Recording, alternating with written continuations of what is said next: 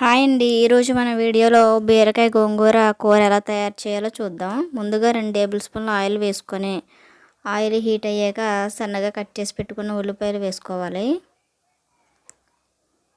ఇందులోనే రుచికి సరిపడా ఉప్పు, 2 రెమ్మల కరివేపాకు కూడా వేసుకొని ఉల్లిపాయలు బ్రౌన్ కలర్ వచ్చేంత వరకు వేయించుకోవాలండి. ఉల్లిపాయ ఈ విధంగా వేగిన తర్వాత కట్ చేసి పెట్టుకున్న బీరకాయ ముక్కలను కూడా వేసుకొని మూత పెట్టి మగ్గించుకోవాలి. మొత్తం అంతా ఒకసారి కలుపుకోవాలండి.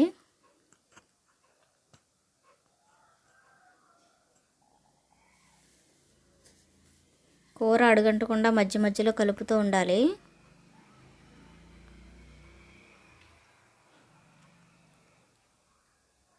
ఈ విధంగా బీరకాయలోంచి వాటర్ వచ్చిన తర్వాత ఇందులో 1/2 టీ స్పూన్ పసుపు, 1/2 టీ స్పూన్ కారం కూడా వేసుకొని కారం పచ్చివాసన పోయేంత వరకు మగ్గించుకోవాలి.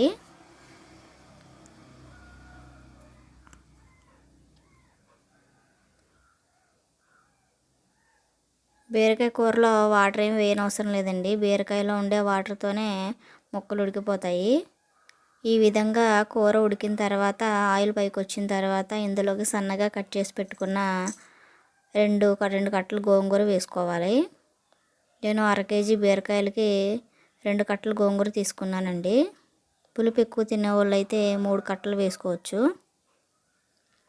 ఇది మూత పెట్టి మగ్గించుకోవాలండి కూర మెత్తపడేంత వరకు. ఈ విధంగా కూర మెత్తబడిన తర్వాత మొత్తం అంతా కలుపుకోవాలి.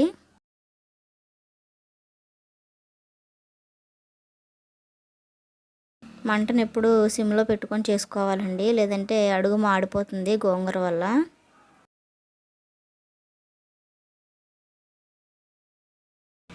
అంతేనండి, బీరకాయ గోంగూర కూర రెడీ అయిపోయింది.